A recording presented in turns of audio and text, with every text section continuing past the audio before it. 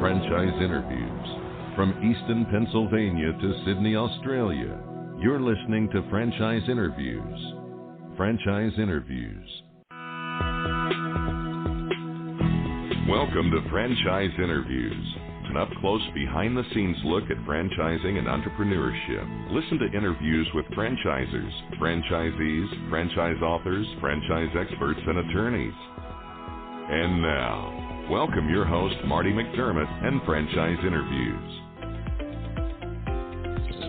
Hi, everyone, and welcome to a very special edition of Franchise Interviews, where for over 15 years now, we've been asking the entrepreneurs one-on-one. I'm your host, Marty McDermott. I'm the president of Franchise Interviews, and we have a great show.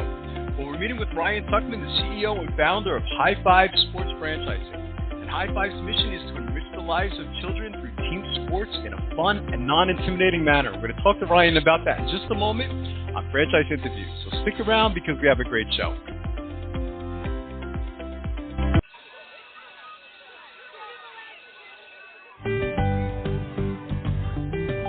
Franchise Teacher. Would you like to know how to franchise your concept or grow your franchise business? Meet the experts at Franchise Teacher. The goal of Franchise Teacher is to teach, coach, consult, and advise. The team of experts at Franchise Teacher will evaluate your business model and present you with a winning business strategy. Franchise Teacher will help you decide whether or not your concept works and if it's franchisable. Franchise Teacher is proud to have over 30 years of experience in franchising as both franchisees and franchisors. Franchise Teacher are developers of over a dozen franchise systems, which include brick and mortar as well as home-based concepts of nearly 3,000 combined franchise locations. Whether you need to add more units or get more customers, Franchise Teacher can help. We will teach. Franchise Teacher will help you learn our proven system. Coach. Franchise Teacher will help you provide a game plan to succeed. Consult. Franchise Teacher will make sure you stay on track. And advise. Franchise Teacher will help you learn from our over 30 years of experience in franchising as both franchisees and franchisors. Take advantage of our free, no-obligation phone consultation. Simply go to franchiseteacher.com or call us at 561-385-3032. That's franchiseteacher.com or call us at 561-385-3032.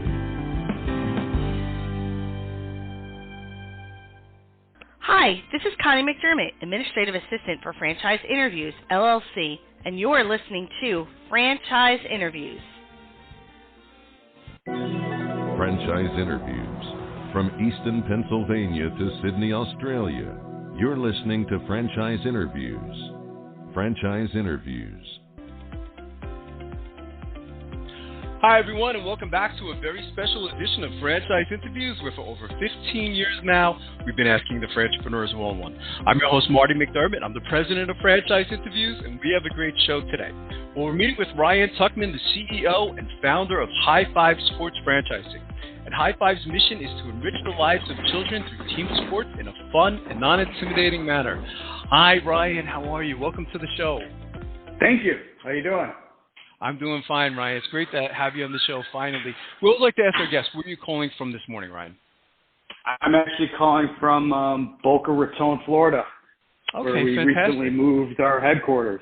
Oh, great. Terrific. You know, and speaking of headquarters, you know, it's interesting because when I was researching High Five Sports, Ryan, I mean, what amazed me was the long history. I mean, I think if we go back, we have to go back to some time around, was it the 1990s? Maybe you kind of start there, how the company got its start.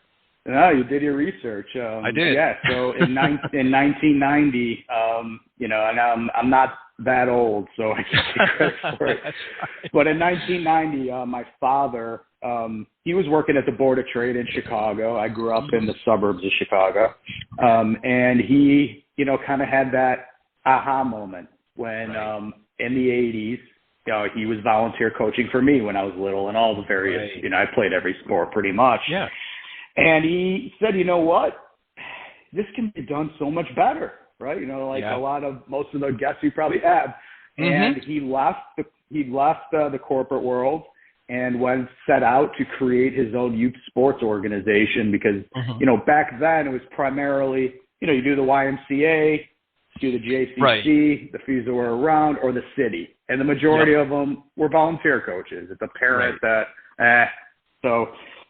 he created the first private version, I would say, on the North Shore of Chicago, the suburbs, where it was, I'm going to get coaches, I'm going to get college athletes that aren't going to the pros, or, players that, played overseas, came back, PE teachers. So we got a great group together and started basketball leagues, summer camp where kids that like sports that don't want to necessarily sleep out or have arts and crafts and sing-alongs, and it's just strictly sports, but it's structured, right? So he started all that in 1990. Fast forward 10 years, he partnered with a gentleman in Chicago and opened up the second location. So that was 2. My brother grew up, Danny, going through all the programs. So he was he got to experience it. I was working there in high school, storekeeper or whatever it may be. Yeah. I went away to college. I moved to New York City. I was in the corporate world. I did a lot of work in advertising, sales, marketing for startups. I moved back to Chicago. I was married, and I had my first child in 2007. And around that time is when I had the same kind of epiphany where I said, you know what? I've done all these things. I worked at all these companies, but nothing has been more fulfilling or easy to sell than a parent calling the office saying, hey, I have an 8-year-old. He's never played anything before. Saturday mornings is great. What do you have? And I tell them, and boom, sign me up. So that's when I made the decision. I'm done, and I'm going to High Five to grow the family business and build it as a national brand. And the ultimate goal is anyone who moves anywhere in the country with a family, I want them to say, you know what, where's the closest High Five? And that's been my goal when I started in 2006. And it remains my goal today. And we're a national brand now, and we're getting there. That's great. It sounds like your brother is still involved in the organization, Ryan? Yes. So he is, he's a managing partner of that first location today, which actually also became a High Five Sports Zone. So that's part of, the history, if you want me to get into that, how I changed things. But that... So when I, when I had that epiphany and the goal, I've always said, you would say, your father killed it where you guys grew up. Prove it. Do it across state lines where you don't know anybody. So I set up a partnership in Scottsdale to do kind of the same thing, but hands off. So it'd be structured more like a franchise, right? Consulting, business in a box. And then I raised some seed capital and opened up in Silicon Valley, California, Menlo Park, where I did a lot of business and I knew there was a need. And that was in 2011. Both locations succeeded. That's great. So I knew the models worked. And that's when I said, you know what? I've always wanted to live in California. I moved my family out to California where that location was in 2014. And, then set out to innovate. Because I don't want to be in a business where there's a coach that could roll the ball out and compete, right? It just kind of all happened at once where we couldn't find a place to run programs in San Francisco in the city because we were growing, wanted to do another corporate location. And there was a Walgreens for lease, high ceilings, converted it into the first High Five Sports Zone model, which is brick and mortar. You have all the programs inside. Imagine Chuck E. Cheese, but instead of video games, it's 1 or 2 turf fields, basketball courts, and we have a whole reward system as well. So when children, demonstrate, our core values, they'll be rewarded with a Murphy coin, who is our mascot. It's named after my beloved French Bulldog Murphy that passed away. And now we immortalize him, and he's our 6-foot French Bulldog that you'll find walking around. So open that first facility in San Francisco, and then through everything I learned, I like to scale through franchises because I use that partnership in Scottsdale to learn from it and compare it. To scale the model, I like the franchise system the best. So I set up the franchise network in late 2015. And today we have 12 home-based franchises, which is, they rent facilities. And then we have 5 brick-and-mortar high-five sports zones, and we're just getting started. It's a great story, Ryan. You know, what impressed me when I was reading about your business model was like this word that kind of stood out to me was non-intimidating, because my son, he kind of got a little bit involved in sports, but sometimes the coaches might have been like a little bit abrupt and things like that. And some of them, shouldn't have been coaches, kind of like as you mentioned, and I think that's an important part of your business model, isn't it? Yeah, I'm so glad you mentioned that. I feel terrible that happened to your child, but that situation is what really drives us to do what we do every day, because I always use the example. You have a 6-year-old plays soccer for his or her first time, right? They have a coach that maybe shouldn't be. They yell, they do something. First thing that could happen is that child comes home. I don't, Mom, Dad, I don't like soccer. You want to try basketball? No. And it kind of ruins that trajectory that they could have been on. So our whole philosophy is we want to expose children to all the various team sports in a non-intimidating, fun way, so they can decide which path they go on. Because, look, sometimes they just don't like a sport. It doesn't matter who the coach is. But if you expose them to more than one, soccer wasn't for me, but I love basketball. And by mixing that, all this, there's just so many lessons that can be learned playing team sports that you just won't get in school. I agree. If you don't like someone on your team, all those things. So, you could stop. No, it's so true. I think we found out later on, like it wasn't that he didn't like the sport, he didn't like the coach, and but his thing was, as a young person, was I don't like baseball, and it was a shame, that happened, but I think it happens a lot, It does. And so we coin ourselves by saying we do everything with a sense of humor. So that's kind of how we help that make it more fun. In basketball, there's a defensive slide. We call it, the chicken wing dance. Okay. The little kids get a kick out of it. So there's certain things we just need to do to make it fun and like I said, not intimidating, so they don't get turned off. And their attention spans aren't that long, so you gotta really know what you're doing. Yes, you do. That's absolutely. I would agree with that, and I think it's a wonderful service. So when you're meeting with someone, like if you were at like a franchise show, Ryan, and someone kind of like came up to your booth and they say like, "Oh, High Five Sports, what do you guys do?" And how do you kind of hit a lot of the key points, but how do you typically describe the concept to someone? Yeah, and it's not in the past. It hasn't been the easiest way to explain. So, but what I would say is, we are a youth sports entertainment franchisor. So we have 2 franchise models where you can do a home base. Like I said, you can work from home and you rent schools, community centers, or you have a franchise through our brick and mortar High Five Sports Zone.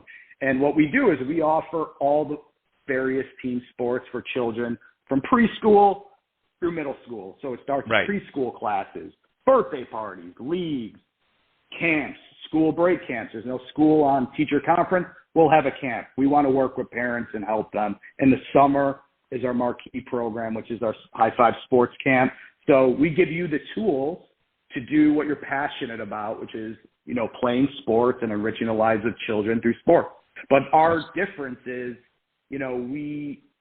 I don't really see any competitors out there because of the way we do it and the type of facilities that we build. Right. Yeah. No, I think that's a great way to describe the business. And how does technology, or does technology play a role in the business model, Ryan? It does play a role. So going back, a lot of the things we do are from the 7 years that I spent in Silicon Valley, which is, just working with some of the smartest people in the world and meeting them. And technology, the way we harness it, we do 2 things. So we we have a back end to our, a private password protected system, which is everything you need, contracts, manuals, all that. So that's pretty basic.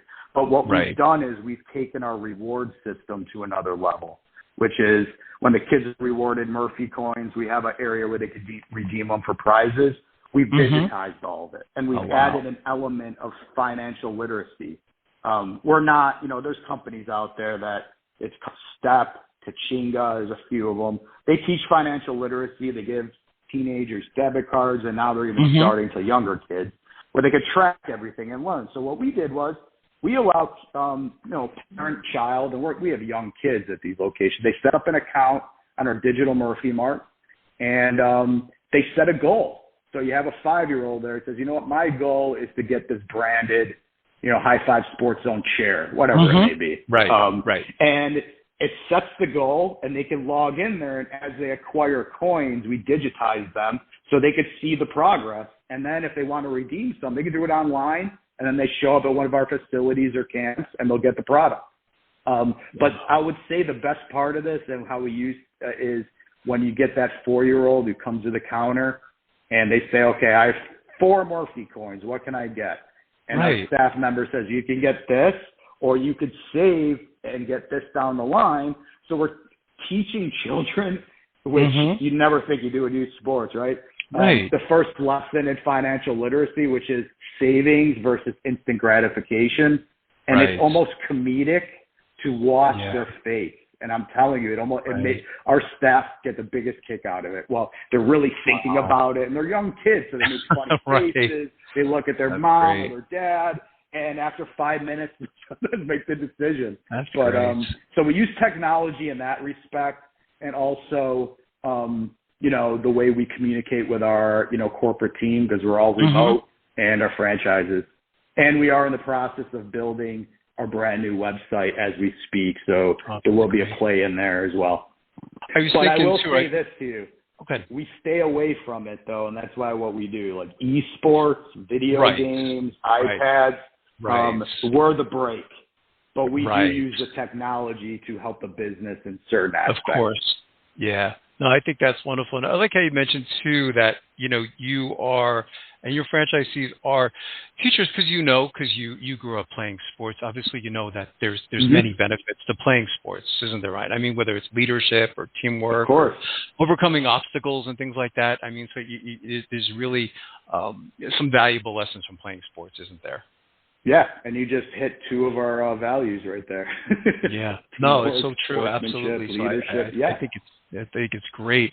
I'm thinking about, in your industry, because it seems to me you may even cross over into different industries, Ryan, but I guess it's safe to say that you're part of a big industry, aren't you?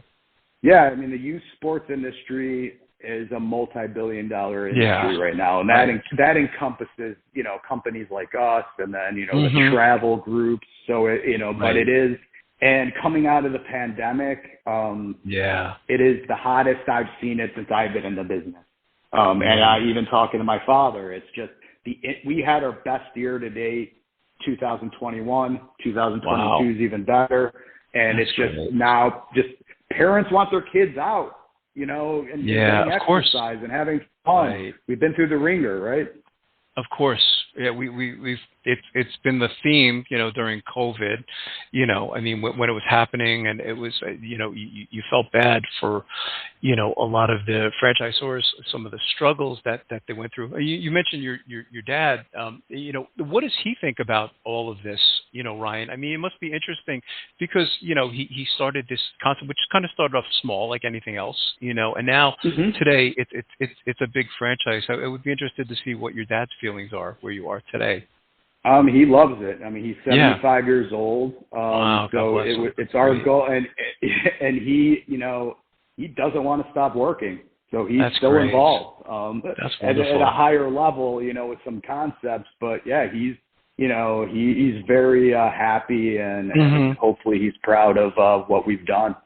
Oh, I imagine I would assume he is, right? I mean, because I'm sure this wasn't maybe his vision in the beginning, I mean, he was thinking of starting this business where there was a need, and not looking, maybe 20, 30 years into the future to see what it became, what his two sons did was I think it's fascinating.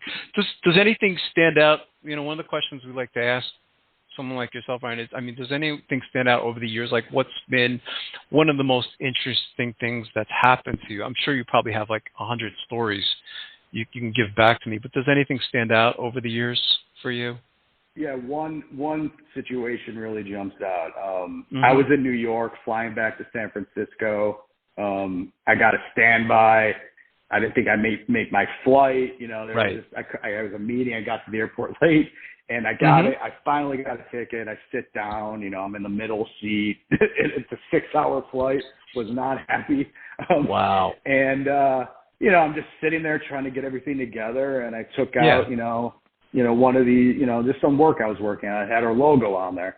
Person next to me on the right says, "Do you work for High Five?" Oh, wow. I said, yeah, I'm the CEO founder.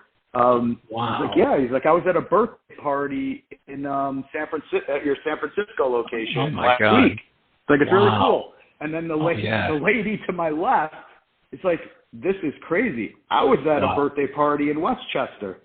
So I'm sitting on an airplane, and this is maybe 2016, and two people heard of us, and it was both coasts when we started in Chicago. So that hit me hard. Of course it did. Yeah. You know what? This means we're national. Very cool. Yeah. What a feeling. Yeah, I can only imagine, Ryan. That's a great story. So maybe we could talk a little bit about franchising. So I know that I think it was around 2015, 2016, you started franchising the concept. So when you're meeting with a prospective franchisee, whether it's you or your brother or anyone else in the organization, what's important to you when taking on a new franchisee, Ryan? Are there any characteristics or traits that are important to you? Sure. And I will say, most franchisors have this similar story where when they first start selling, compared to as they learn and grow, they realize, what? Right. Of course. Just because someone's willing to spend the money doesn't mean you have to do it. But, today it's, I'll say one thing, that what the pandemic did do to our industry, it weeded out the people that were in it for the wrong reasons. And because it was difficult. And I just wanted to add this, a lot of national brands in our industry were acquired. And that, I wanted to say, was the other second interesting thing. I've never in my career been and seen all these acquisitions, been approached that much. And I'm just seeing it was because, in most cases, because they just, didn't want to, I don't know. But I thought that was interesting. But that is interesting. Characteristics, you need to have a passion for this. Yes, there are investors that come in with the passion and they hire people, but for me, the best operators that we have that I've seen are the owner operator who has a passion for sports, has played sports in some capacity, knows everything that we talked about, right? How important the experience is, and also someone that is coachable. Because the worst thing you can get is a franchise owner that, thinks they know more than the system and they do their own thing. And usually when that happens, they fail. So, you need someone who is happy to be coached and listen to what has worked. So all those things together will create a successful location and owner. Yeah, I would agree with that. I think that's a great response. And so how does the training work then, Ryan? Once you decide that you do indeed like them, they like you, and they want to come on board as a franchisee, how does the training work? Do they come out to corporate for that, or how does that work? Yeah, so, we do it in a number of parts, and it depends on the season that they're, they bought. So, for example, if, they just bought a franchise and it's close to the summer, we'll send them to our flagship summer camp location in the North Shore suburbs, the one my brother to this day still manages. So they're learning from the best. So if it's during the year, it'll be at the High Five Sports Zone in that community. But what we do is it's not all at once. It's, we get them to, so my brother's in charge of turning these coaches into what we call local celebrities, the mayor of their community, where kids are dressing up like on Halloween. They go to the grocery store. Everyone knows who they are. How do you get there? So we bring them and show them, show, don't tell. So they go to the location. We put them through all the operational aspects of it. And then there's a lot of work with myself on marketing and business development, which can be done in person through video calls and is an ongoing part of the business.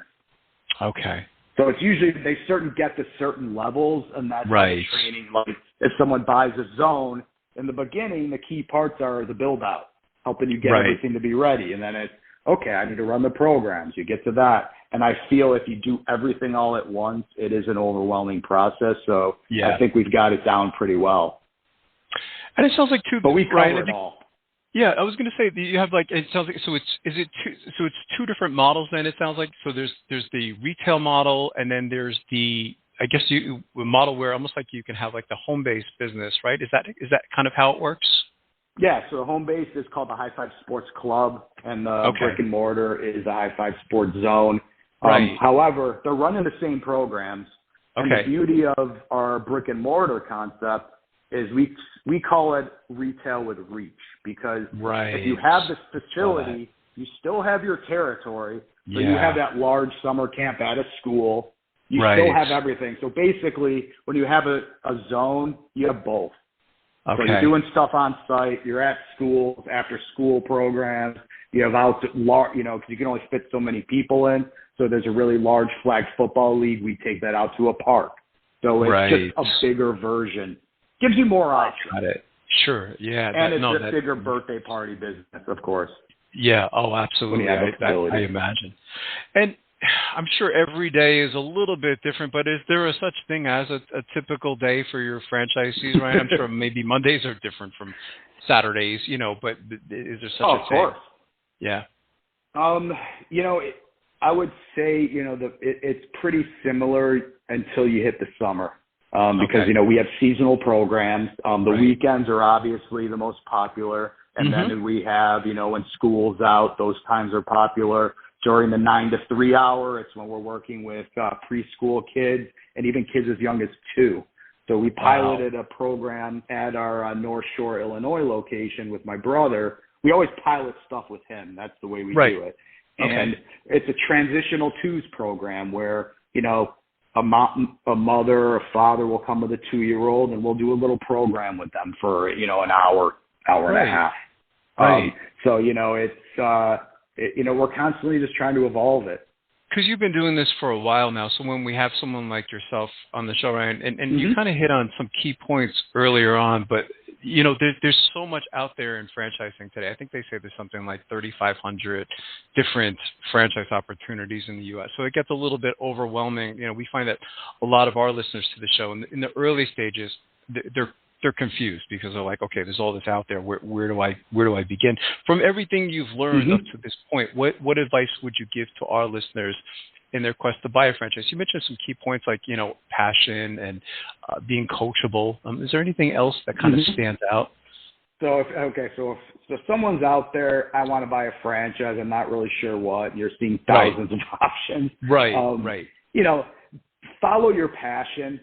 As I've learned, what is the saying? If you love what you do, you never work a day again. If you're not into home improvement, maybe you shouldn't go for the gutter cleaning business. I'm just using an example. Sure. If you happen to love sports, and I'm just saying it, do what you're passionate about, because you usually do the best. But what I would say, when you get far down the road with whichever model you like, from my experience, I think it's very important to like who you work with. If you love the concept, but you're walking away like, the CEO or the VP, you're kind of, you're in a marriage a little bit. So, really, you need to really be excited about your franchisor, who you're working with, and most importantly, the product. So I think, that is a key part too, because I believe you got to love who you work with and be happy with what you're doing. And, and I would just take that mantra to choosing, your franchise. Yeah, no, I think that's great advice, Ryan. So I can ask you, being the CEO and founder of the company, Ryan, I mean, if you could look into a crystal ball, let's say whether it's a year or 3 years or 5 years, where do you see High Five Sports?